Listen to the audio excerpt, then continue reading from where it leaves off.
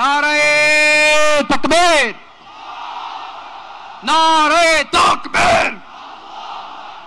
দিন ইসলাম, দিন ইসলাম।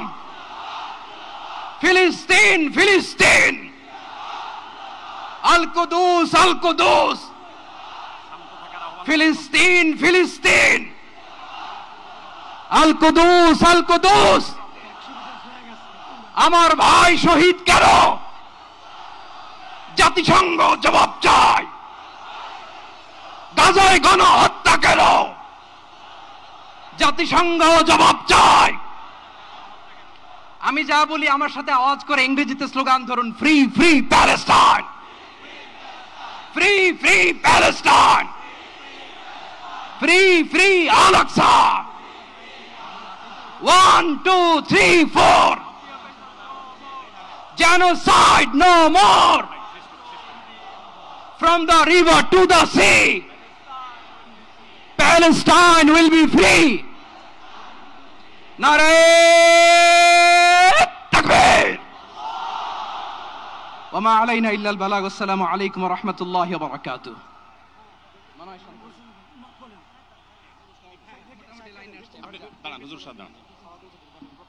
সময়ত উপস্থিতি, আমরা শুধুমাত্র আপনাদেরকে শান্ত করবার জন্য কিছু স্লোগান দেওয়ার চেষ্টা করেছি। আমি এই মুহূর্তে মঞ্চে ডেকে নিচ্ছি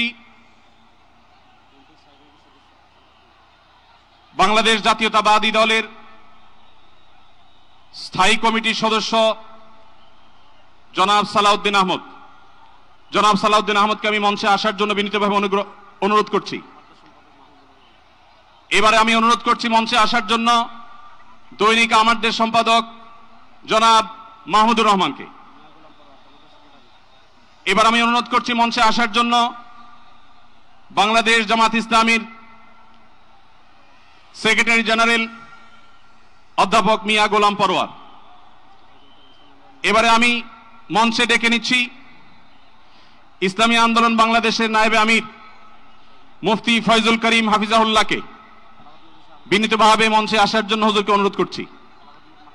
এবার আমি মঞ্চে আসার জন্য অনুরোধ করছি বাংলাদেশ খেলাফত মজলিসের মাননীয় আমির জনাব মাওলানা মামুনুল হক হাফিজাহুল্লাহকে মঞ্চে আসার জন্য বিনীতভাবে অনুরোধ করছি।